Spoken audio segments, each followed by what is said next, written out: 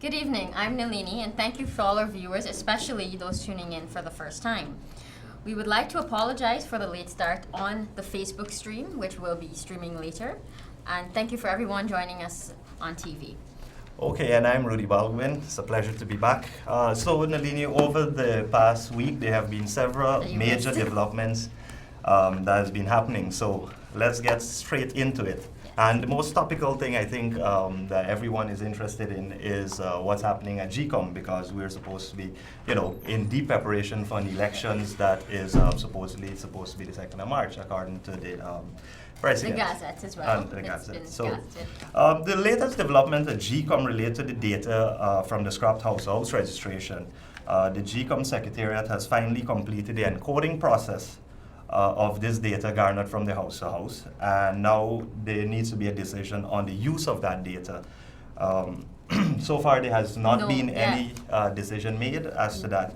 At this point in time, I think it is important to point out that the GCOM chair needs to be very assertive in her decision making going forward. No decision was made as well whilst you were away. Yes, they've been back and forth, and so we need to get the ball rolling, as we would say. So I think the two proposals that came up when you were away, I think you were explaining what you thought about them. Yeah, so the two proposals were that the government-nominated commissioners at GCOM are pushing to have some 20,000 Guyanese voters removed from the National Register of Registrant database. These are the persons that would have been registered in the 2008 period, but did not uplift their ID cards. But there's people that were registered even during continuous that didn't pick up their ID cards, because you don't need an ID card to vote. Exactly, very important point there. However, just let me make this point as well, that in 2015, just before the general and regional elections, the one that the APNU won by a slim margin, they had no objections to this then. And there were over 35,000 persons who did not uplift their ID cards that there were sitting at GCOM. Similar numbers too during the past two local government elections of people not picking up ID Definitely. cards. So how the sudden objection now? Yes, it's all clear that the government-nominated commissioners are just trying to delay. They're trying everything in the book. They're pulling out all these tricks to try and delay the elections, or try to set the grounds to vitiate the elections after lead to even violence or something. And it's important that you mention you don't need an ID card to vote. That was actually a decision that was made in 1997 by the current chairman when she was a High Court judge. She ruled that it is ultra-virus Articles 59 and 159 of the Constitution to implore upon voters to have an ID card to be able to vote. And the second proposal is there's another push by the government-nominated commissioners at GCOM to highlight the names of eligible Guyanese voters who did not participate in the recently scrapped house-to-house registration on the official list of electors. They are arguing that somehow these persons who did not participate in this registration exercise could be involved in multiple or substitute voting. So this is where I'm a little bit like, this doesn't make sense to me, is if I register during the house-to-house, then I'm more likely to be a part of this illegal thing because I'm registered in one location and I could have moved and then re-registered, versus the people that chose not to re-register. So how flagging those? I think it's clear for any right-thinking Guyanese to see that this argument makes no sense. And of course, again, there's no decision on the way forward on these. So that's why I earlier mentioned that the GCOM chair needs to be very assertive in her decision-making process going forward. Hopefully she starts making decisions soon, because we are heading to an election. And a big thing with heading to an election is this whole concept of free and fair elections, where we were talking about the other day is everything that determines the value of fair elections is if you look at all the statutes and so on, things like the supremacy of the Constitution is the basis of conducting elections. This is actually from the European Commission for Democracy through the law. Then you have from the European Union alone, again, the Administrative Resources Fair Elections articles, where they talk about the adherence to general principles of rule of law are fundamental human rights and freedoms, the other preconditions for genuine democratic elections. So the whole idea with her making a decision is a part of us having genuine, democratic, fair elections. She needs to make decisions that will lead to a fair elections. Another big point that we were discussing earlier was the organization of the election process by impartial electoral bodies working openly and publicly under an effective monitoring by the public and international bodies. I think this is when we were discussing about the EU. Yes. So far, the EU, the US, the Canadian have all, the UNDP has all offered to send down observers for the elections. However, these bodies can't just come into Ghana. They need to be formally invited by the government of Ghana. As it relates to the UNDP, they want to provide technical support at GCOM so that we can have a fair elections based on these principles that you were just highlighting. However, at every turn, these decisions are being made. They're being blocked by the Chief Elections Officer, specifically as it relates to the UNDP. Yeah, especially because the Chief Election Officer is government, public servant of the government, so he shouldn't be making political decisions. He should be welcoming all the help. Exactly. Anyhow, in the support for democratic development, you have people, it's cited saying, elections conducted in conditions that fall short of freedom or fairness can undermine the notion of sustainable democracy and even limit its prospects. So that's another thing we need to look at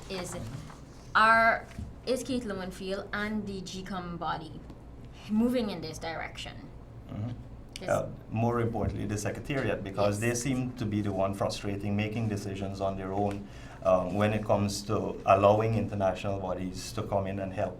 And there's no international body that want to come here to do anything that would jeopardize an elections. They're just democracy. Exactly. That's what most of these international bodies stand for. They were created to protect democracy. Exactly. After the various world wars is when most of them came about. So genuine elections shall ensure determination of a freely expressed will of the people and its direct realization. So that's another thing that's important is we need to have free and fair elections to really show what the people want. Because when you go out on the street, we've seen the past two local governments. You saw a slim victory in 2015 to the coalition government, and then you've seen after a few years under them, they lost. They gradually keep losing. So. The genuine elections that you were talking, that you just highlighted there, that is taken from the Election Observation and Democratic Support, EDOS. It's a text, the Compendium of International Standards for Elections. So these are all, what we're giving you here are all international articles from various agencies that go around the world and observe elections, and they write about it and the due processes and how they, to have a fair elections, what is necessary, and the preparations before and on the elections day itself. Like it's kind of like, most of these things are kind of like manuals to having a fair election. And a big part of these manuals talk about an abuse of resources. So in the administrative resource and fair elections, there's a misuse of administrative resources undermines fundamental democratic values. So what that went into talking about is what's an administrative resources, which is human, financial, material, and other immaterial resources enjoyed by the electoral process, both by elected representatives, so incumbent candidates, and representatives of the public sector deriving from their control over public sector staff, finances, allocations, access to public facilities. It also entails resources enjoyed in the form of prestige or public presence that stem from their position as an elected. So what that starts to talk about is things like state media, or like you're going on a government trip, but you're doing campaign work as well. And just recently we saw the government went to the parliament for a supplementary budget to bring government to you, which is nothing but them using state resources to campaign. Yeah, all these outreaches were state funded, and it was all painted green, which is what I think their process is. In Region 1, it just happened. I recall in Region 6 as well in New Amsterdam, where the president was there, and you could see all the barricades. People were searched before entering. There's 2 levels of barricades was the pictures we were sent. So these are the abuses of resources that Nalini is talking about, and we can see clearly here in Ghana that these things are happening. Yeah. So it is not by any stretch of anyone's imagination that... Just look at the media, look Read the newspapers and you see the government going out, and then you look at what they're wearing. They're in green clothes and they are parading and telling you, okay, this is what we're doing, but is this a part of a fair election? Of course, this does not bode well for fair elections in any country. If Yes. You have one side that's contesting the elections using state apparatus and Well, they're state using- resources to campaign, and They're using taxpayer dollars basically. So it's like, here, let me tell you how to vote with. So and then using the state apparatus again to keep their opponents down, like Yes. charging them with obscure charges and putting them before the court and everything and like then that. change to slanderizing what they say and all of that. So it's just So let's move on to the coalition and their policy direction, or their lack thereof policy. Looking at the broader spectrum in the last few weeks, the People's National Congress-led AP and UAFC coalition has been rolling out the regular rhetoric that we have seen back in the 2015 campaign. You've heard about the 400 black men that supposedly killed by the PPP, Yes. surfacing once again. which was debunked. Of course, that's been debunked. In fact, many of the persons on the list, and this has been mentioned over and over again, many of the persons on the list are from the army, their police. A Many few of have been them, found alive. even a few have been found alive, according to Nalini. There are others that the Indians that were killed. So it's not just Yeah. Africans alone that is on this list, but the regular rhetoric from the PNC is that, the PPP are killers and they don't like you as Afro-Guyanese, and so you have that rhetoric. But we need to stress though that they're trying to make it an us versus them thing. Exactly. And it's when they're saying us, they're trying to make it a race thing, but it's more like an elite versus regular people thing. Because even in the PNC itself, they're mixed race in terms of who has been benefiting from them. Whereas in the PPP itself, where it's everyone, you try to help. Yeah, they bring back this stuff about corruption and how corrupt the PPP was. When we see theirs. Exactly, and you can see subtly that they're trying to play the race card, as you as you were mentioning. Other things are the comments that are completely out of sync with reality. For Guyanese across the entire country, again, this plays into what you were saying. So you have Granger going around the country. He's been to Region 1, Region 6, Region 3, and all over, and he's telling people that, we are doing so well that we have thousands of jobs, when in fact we have lost over 35 to 40,000 jobs by now. The sugar workers that have been laid off, if you take a walk in any of these retail stores, they would tell you that, I have to lay off staff because the economy is not doing well. While the president or Granger goes around and tell everyone, the economy has been the best it has ever been and it's booming. There is no crime, or there's a reduction in crime, when in reality the media, it's splashed across all the front pages. Crime, this person's been robbed, that person's been robbed, police trying to find this person, trying to break up this gang, videos, evidence of crime on the increase. And of course, the one that they like to tout since 2015, the good life. So their thing is, but it's important to point out that they go around saying these things because it is only for them. It's only for a few. A good life for a few. For a few. They drop that The line selective cabal that is in government. So it's only them that enjoy the good jobs and the perks of being in office. The economy is doing well for them because they have a lot of money. They walk around with tons and tons of security guards and police everywhere, so there's no crime for them. So the good life is for them, yeah. The elite few in government that enjoys this. And of course, Mr. Granger has been spouting a lot of new empty promises. But what is clear is that the old rhetoric and empty promises will not suffice. The Guyanese people are, well, not now wiser, but they have had an opportunity to judge this government. We had 5 years, right? Exactly. They're now in the 5th year, and they've had an opportunity to judge them. All the policy. There have been no major policy decisions of this government that help to enhance the life of anyone. Everyone is suffering equally, whether you're an APNU supporter, PP supporter, an AFC supporter, we're all suffering equally at the hands of this government. So it's clear for everyone to see that they're coming to you now with another bunch of empty promises, vague promises, And so it's very important to look out for those. Well, they've been painting everything green, but in contrast, the People's Progressive Party, Civic, has begun to roll out its manifesto, if you've been seeing. Promises that are part of a comprehensive plan guided by a pro-poor, pro-wealth, pro-growth policy, a comprehensive plan program that have been costed. So how much money and resources needed is known, so that Guyanese know that we can deliver on this. Like, it's not an empty promise. It's a promise that says, okay, like free education, there's a plan in place of how in 5 years it will break down and get there. The PPP's presidential candidate has made clear that the party's manifesto of the people is a serious national document, not a compilation of unrealistic goals. So he does promise that, like the PPP have in the past, they will try to stick to the track record of keeping at least 70% and more of the manifesto, delivering on that. As he has then invited Guyanese to ask questions they're told about the PPP promises, and the questions include things like, are the policies and programs making a difference in the lives of people? Are our policies and programs creating jobs? Are our policies and programs generating more income for our people? Are our policies and programs improving the well-being of our people? Are our policies and programs expanding social and economic goods and improving services? How are our policies and programs impacting the pocket and bank accounts of our people?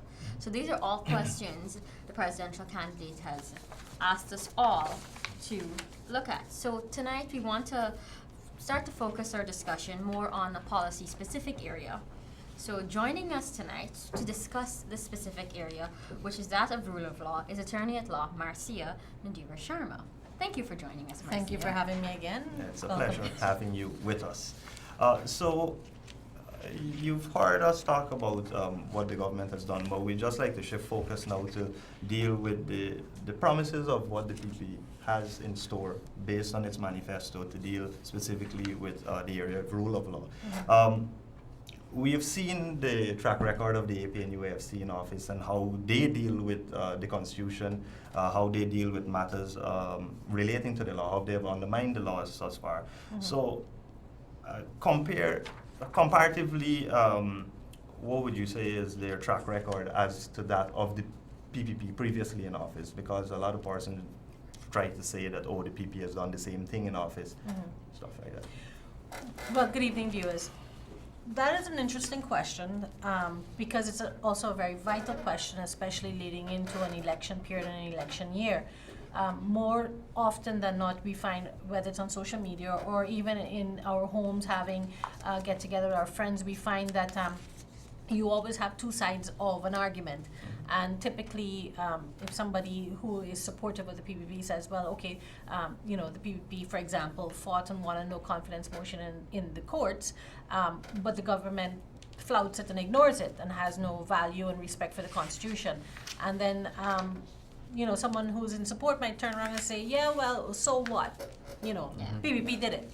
But the reality is, if you had to look at a side-by-side record of as small a matter or as big a matter, depending on who it is and your view on constitutional reform, the PPP under its period post-1992 aggressively dealt with constitutional reform. Now, there have been many articles written in the press by learned, maybe not some not so learned commentators who would say things like, oh, the PPP don't respect rule of law, they have no value for constitutional reform, and that is quite contrary to the realities and the action.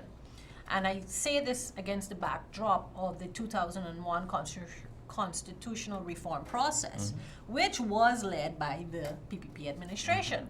And from out of that reform section, you literally had the reinstitution of Section 106.6 and 106.7 of the Constitution, right? Yeah. Of the 1980 Constitution, which, as everybody now knows, was utilized in the last literally 10 years. 10 months, sorry. Yeah. We also had the change in the Constitution where residency was a requirement for persons to be on the OLE, which is now being challenged by BASIL. Well, actually, that came out out of the 1966 Constitution. 2001 So when the they put back in the you have to be of Guyanese parents and born Guyanese to be president. Right. That's No, but I think what Steve is talking about is literally the right to vote. Yeah. Right? So, but the reality is, the PVP administration post 1992, and more so in the 2000, didn't just wake up one morning and decided on their own that they were going to engage in constitutional reform. It was a stakeholder consultation. It was not a case of, this is what I want and I will do. And so many persons, whether it's civil society, whether it was the opposition, whether it was the government at the time, had an opportunity and an equal say and the judiciary, mind you, had an equal opportunity. Also had a say too about the 3 months for the 106, 107. They would have been consulted. And if you truly assess the Constitution, every aspect of the Constitution that speaks to elections actually speaks to a 3-month limit. Yeah. So it was never, and I have said this repeatedly on this program and on some others, and I'll say it again. There has never been a constitutional provision that says the setting of elections must be at the convenience or on the suitable readiness of the Guyana Elections Commission, because it was in every provision of the Constitution that refers to elections or the Elections Commission, there is a 3-month limit. Right? I So think at CCJ they were told to be in a state of readiness. but that was the whole purpose of having the amendments done in the first place. And also to make them independent so that they have their own financial budget and they have the ability to be by themselves. But why is this important? We were talking originally about the comparison, and I raised the issue of constitutional reform because what you have seen happen in the last 11 months, is basically the administration, the current administration, constantly flouting the rule of law. Now, the fundamental pillar of any democracy, or at least one of the fundamental pillars of any democracy, is rule of law and the supremacy of the Constitution. If whether it's the judiciary or the executive or the legislature cannot ensure the supremacy of the law, you are taking a sledgehammer to that pillar, one of the pillars of democracy, and whacking nonstop, right? And how can anybody, and how can a citizen truly be confident that we can have free elections and fair elections if the machinery seems to constantly make decisions or be indecisive in favor of actions that undermine or ignores or disrespects the Constitution? What I was saying earlier, the Congress of Local and Regional Authorities of Council of Europe actually says that. Right. Adherence to general principles of rule of law, fundamental human rights and freedoms and other preconditions for genuinely democratic elections. So, and this document, if you go through it, it talks about this being fundamental, like fair play and all these things being one of the pillars, talking about respect of rule of law. Absolutely. And look, there was a report that was done by an NGO out of Washington called Freedom House. And trust me, that it's not necessarily any connection or intentionally found, right? But they did a review of democracies around the world, and the caption of the report was "Democracy in Crisis." And the point that came out of the report, and it was, there was an assessment done in the late 1990s to 2005, and there are 3 categories: a free democracy, a partly free democracy, and not free, right? So there's a dictatorship, authoritarianism. And They did per country. they did it by 195 countries. Guyana is actually in there. Yeah. But at the time, Guyana has always, well, not always, post-1992 to 2005, was classified as moving from partly free to free, right, in democracy. And then in 2005 to 2018, they did an updated report. Now, while Guyana is now still considered free, this was all before, of course, the occurrence of the no confidence motion and everything that has happened in 2019.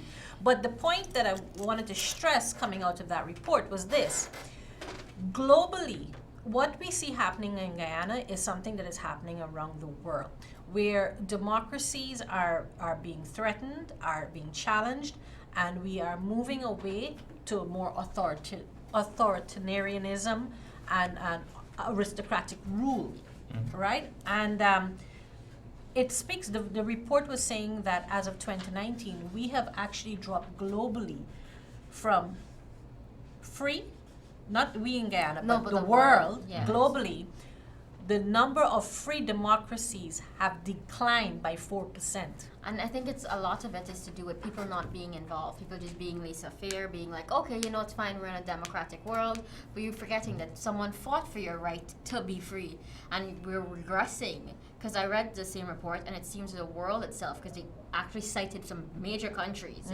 being the key players, and it's because younger people aren't getting involved. But I want to maybe offer an alternative to that. I mean, I support that as one of the possible reasons, but I also think that where young people are getting involved,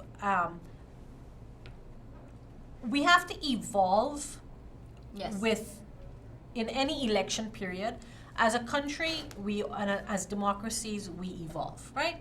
Life in Guyana from 1992 is nothing like life in Guyana in 2019. I say this, 2019, but I say this also as it relates to our constitution, rule of law, because these things must also evolve with our lifestyles and our changing cultures, our levels of awareness. Now, some of the dangers in having electoral processes is, you look, everybody has an access to some form of information and education, whether it's internet, whether it's community discussions, home discussions. And sometimes what we feed our appetite is a one-sided view of situations. And we can't help as human beings to rationalize something the way we want it to be deemed, okay? And so, and this is important to a free and fair election period, or the hosting of a free election is this. As a voter, you have a responsibility to make sure you're completely educated on all the issues. You may support one side, that's fine, you're entitled to your right to support, but you should not support in ignorance. You should use the resources, the tools, access to gather the other side of the story and make informed decisions. When you vote on the basis of an informed mind versus a mind that is molded based on your circumstance or your loyalties, you typically will have a not so free democracy or not so free election. A big part of the problem there, I think you could probably even speak more to this, is a social media bubble based on the people you're connected with. If they have the same, they look at the same things you look at. Tunnel vision. Yeah. So it's very important that you guys started talking about young people and constitutional reform. So we know that the government idea of constitutional reform is to take action for you, tell you what you want. I mean, a lot of young people has been touting this thing that we want constitutional reform in Guyana, and we have seen the government's way of approaching constitutional reform as opposed to the PPP way of constitutional reform, because they've done it before. In 2001, as you mentioned, there were wide consultations and involving everyone, every aspect of society. So I'd just like to bring you back to some of the problems we've been faced with the government over the 5 years in the courts. For example, we have the president himself, after the Chief Justice's ruling on the GCOM chairman matter case and the interpretations of certain articles of the Constitution, that, oh, that is her interpretation of the Constitution, I hold my own interpretation. My own interpretation, right. We saw the debacle with the DIPCON judgment when they're basically refusing to pay a company, and that does not go well for private sector. The private sector and for investment into the country, and when you have a budding oil sector. So Any sector. I'm sure you've been involved in many other cases where you can compare the two. Well, let me correct you on some, not correct, let me differ with one of the points that you made. I can't say that I've seen any track record on the current administration as it relates to constitutional reform. Let's take a step back. leading up to the 2015 elections, constitutional reform was a big promise. And in fact, if I'm not mistaken, in the 100 things we promised to do, 100 things in 100 days or something to that effect. 100-day plan, The 100-day plan, constitutional reform, or at least the beginning of engagement for constitutional reform. We're 5 years in, 4 legitimately, 1 and you have not had a single, at least to my knowledge, any form of constitutional reform. So that's where I differ with you on that point. Even But a conference. you know, one of the issues, there are many issues, but one of the issues that that really irks me as an attorney is we have laws, we have the concept of rule of law for a reason, and that reason is really to maintain order, civility, peace within a nation. And so when your highest office of the land refuses to honor the Constitution or finds ways to meander around and find loopholes in order to stay in power, it does not bode well for regular citizens and let me say the judiciary. The judiciary and the independence of the judiciary are paramount to ensuring the supremacy of the Constitution, ensuring that the laws are met so that applicants, citizens, political opponents, even the government themselves are protected against hostile behaviors, disrespect, breaking the law. And you know, DIPCON and the DIPCON and what was the other one you said, the chairman, those are just 2 examples. If you were to look all the way back to when charges were laid against former Minister Singh and Mr. Brassington for misconduct in public office, you will recall that the Mr. Edghill, Bishop Edghill, as well as Mr. Vikram Bharat had actually brought private criminal actions against sitting ministers in government for misconduct in public office. An act that they're entitled to do under our Criminal Law Procedures Act. And what happened? You had the Attorney General interfering with the process by calling the DPP and saying, I want you to issue a null process. And of course, he admitted that publicly in the press. Yep. And, don't worry about that. That will be taken care of. And there you saw, and that was the very first act of using and flouting executive power to undermine the judiciary. When you had the decisions from the CCJ, what happened? Political advocates, both sitting ministers and party advocates of the APNU AFC coalition, literally went on the road and said, don't worry, them is foreigners, right? Yeah. Nobody can come into this country and tell us what to do. That was said by the Minister of State, actually. Yeah.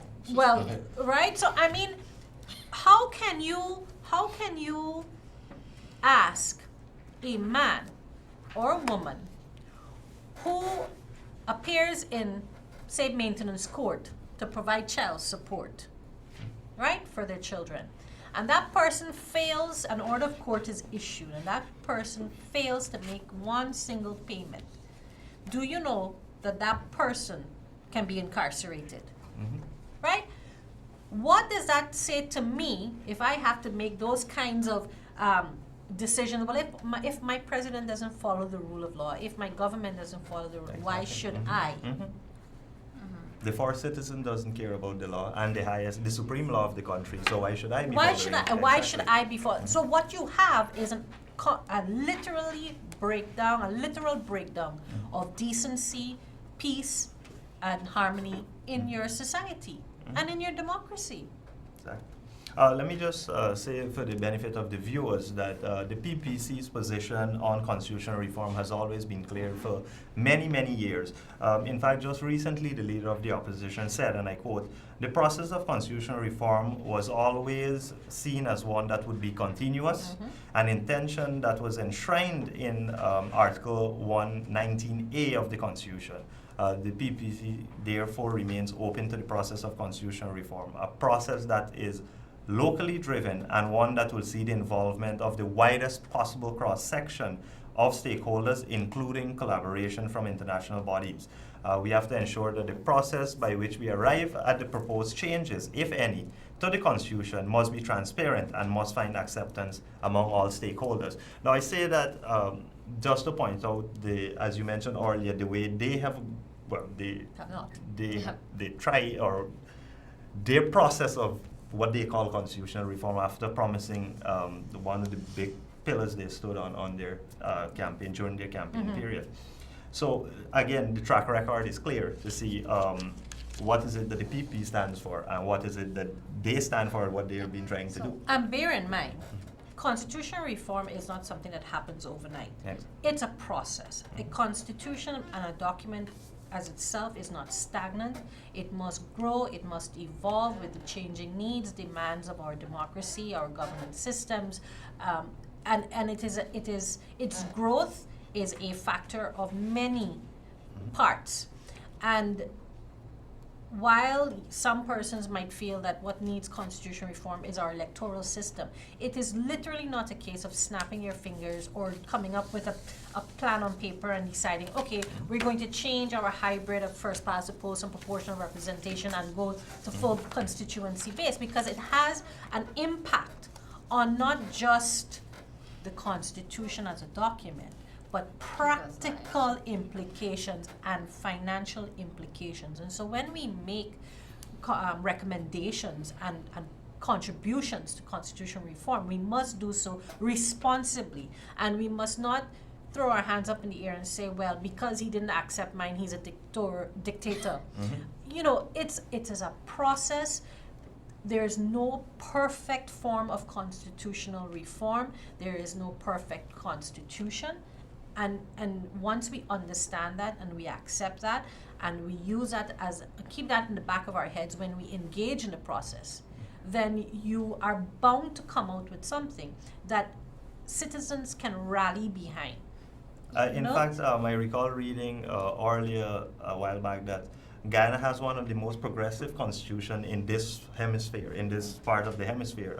In fact, with the constitutional changes in 2001, you had all these, the rights the human rights. That was a big feather, in the hands of the PPP, because recognizing things like equality, the Integrity Commission, and giving them ethnic right, giving them the right children. I mean, you remember them as you, but the reality is, we have gone that extra step. We have gone a far way, and editing the Constitution in ways to better the Guyanese life. But speaking of all this, and speaking of the rule of law, how does the rule of law impact the lives of average Guyanese, that ensures an average Guyanese benefits from the principles of natural justice and reasonable opportunity? Well, I have alluded to this point just literally 30 seconds ago, so from the perspective that the regular man on the street is obliged and obligated to conform with the rule of law. Pay his child support. To pay his child support, but and I use that as something that persons can relate to. You know, if you have a judgment debt for somebody, you owe somebody money and they get a judgment, you can't refuse to pay them because they can come and levy against you, and these elements are necessary for the wheels of democracy and governance to work. To ensure that social contract we have with the state keeps going and turning, and the wheel and the interaction happens. Now, when you have a situation where the trust in rule of law or the value of rule of law is undermined, you have a situation where people start to adopt a look after me position, fend for myself. I'm not going to look after my neighbors or look out for my neighbors if they are being attacked, or if the kids who are walking down Camp Street and Lamaha Street from school at 3 o'clock in the afternoon are literally held with Crocodile Dundee knives and relieved of their possessions in broad daylight, and nobody helps them, because the principle is survival of yourself and the fittest, right? And you cannot have a society, a functional society, where everybody is looking out for themselves. It's all about me, me, me, me, me, and everything else is left to fall on the side. Rule of law is important to maintaining democracy, law, order. I said it before and I'll say it again, peace, harmony within our society. It teaches us responsibility, not only to ourselves and our families, but to our fellow neighbors. And as citizens, we have a duty to rely on each other and hold our government accountable if they are not performing. And if they undermine these values, we have a duty and a responsibility to remove them at a free and fair election. Of course, what no one ever tells you is that when these fundamental principles are undermined, they take years and maybe even decades to reintegrate and to correct back in thing. When you have these very important pillar of a nation, yes, of democracy, which is the judiciary being undermined at every turn by a government. It just takes years and years to bring the country back onto the right path. Imagine a judge making a decision to hold a minister of government in contempt of court for failing to pay a debt, and issues a judgment for the arrest of the minister. And what happens? The president uses his powers under the Constitution to intervene and say, no, we will let that pass. Now, you know, what message are you sending to the judiciary? Yeah. That every time I make a decision, instead of an equal arm, right? It's exactly, 3 arms of government. Exactly. I will do what is necessary, expedient, and in the interest of preserving my government, right? Or my cabinet, as is often referred to in the last 5 months, and more so in the last 3 weeks. My cabinet, when there is no cabinet. Exactly. Yeah, because it stood resigned. But when, Steve, you were talking about the years to build back the trust and so on, you could look at something simple, well, not very simple, but our election process.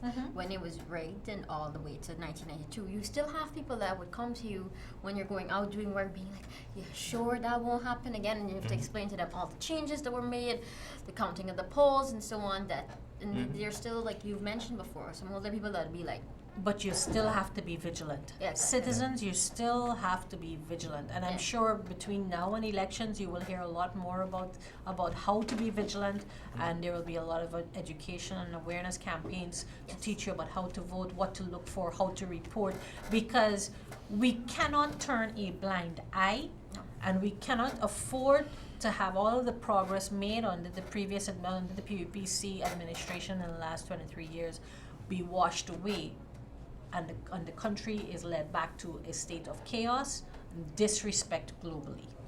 We're regressing of 5 years too, so we need to end that. So you've said a lot about the rule of law and the constant breach of the rule of law by the coalition government.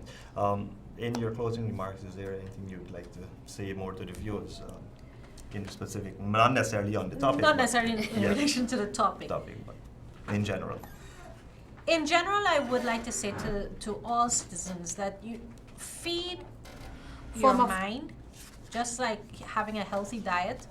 We must have a healthy diet of knowledge when it comes to our electoral process, wanting free and fair elections, maintaining a democracy.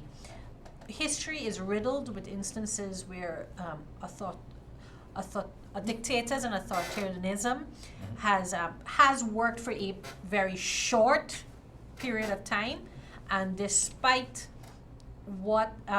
attempts to rewrite history, the reality is in those dictatorship type regimes, you always had a case where there was elites and a very few who continued to benefit and continued to get enriched, and the world over and history has shown us moving away from governance structures that are based in dictatorship to those of democracies, and it is because we had a functioning democracy that we Guyanese citizens are able to to voice our opposition or voice our disagreement or even voice the fact that we don't like how a government might be operating in a day, whether it's the PPP or the APNU. And so we must not take those rights for granted, those privileges that our parents fought for and that are enshrined in our Constitution. We have a responsibility not to dwindle those and act out of ignorance, but rather act from an informed position. Thank you. It's always a pleasure having you on the program. We hope to see you sometime soon again. So. Thank you for having me. As Marcia said, we would like to remind all our viewers to be informed of the track record, then decide under the rule of law how to vote and so on. So thank you for everyone for joining us. So I just want to go over a few things before we wrap up. I want to remind everyone that claims and objections is still ongoing. We're urging all Guyanese voters to ensure that their names are published on the preliminary list of electors, so the PLE. This is available online on the GCOM website. So we also have it on our Facebook page as a link, so just search This Week in 60 Minutes on Facebook and you'll find a link pinned to the top of the page where you can put in your ID card number. It will tell you where you're registered and where you're going to have to go vote. It's also printed and posted within your polling areas. Some areas do have activists from the PPP going around checking your name off the list. So please ensure when they come around, you just cooperate, give them your last name. So if someone in your house does need a transfer or anything of the sort or any corrections, our activists can help you as well. Persons who will be 18 years old by December 31st, 2009, you have a chance to be registered at this time if you haven't already registered. So please check. If your name is not on the PLE, get yourself registered. For the first-time registrants, you do need an original Guyana birth certificate or a valid passport. A valid passport means your passport has to have an expiry date after the day you go and register. That is actually the definition of what they say. I know it's from GCOM itself. Yes, it is. Also, once the person checked their names, then the ongoing claims and objections can be used for other transactions that the voters may want to conduct. So if you want to change, like you want to add your last name, you got married, you want to change your picture, because if you just don't look, like your picture is terrible. You see mine, right? I've heard a lot of complaints about the picture. So you saw mine and was like, what? So yeah. Claims and objections will end on November 11th, but to add yourself to the list or do any of the claims, it's November 4th. But we're urging people to do it by the 3rd. And then the objections is when, like, you see your grandma who has passed away now, she's on the list, you take her death certificate into GCOM and be like, hey, I'd like to object my grandmother. She should be removed. For persons with queries, you can contact Freedom House on the hotline numbers 231-1133, 231-5401, 231-1148, and you can WhatsApp message 611 PPPC. The numbers are on our screen right now, so please copy them down. The WhatsApp is only messaging, so the other numbers you can call a phone and you'll speak to a real person. So just a reminder to everyone, anything we have discussed on this program will be aired on our Facebook page This Week in 60 Minutes, so you can watch it anytime after we upload. So tonight we did have a little technical difficulty, so we'll be uploading a bit later. So those joining us on Facebook, thank you for waiting and joining us this late. Thank you for those who are rewatching. And please remember to pick up your copy of The Mirror this week. Thank you. Okay, thank you, Nalini. Ladies and gentlemen, we've had a very fruitful discussion with our guests and between Nalini and I. So just a recap of what we touched on briefly is that be on the lookout for clear policies, for track records, and not just fall prey to vague promises and vague policies like those emanating from the PNC-led APNU coalition government. After 5 years in office, you've heard them made all these lofty promises, and again, nothing has been implemented or no clear direction. We spoke a lot about the rule of law and how the government has breached the rule of law and their undermining of the judiciary.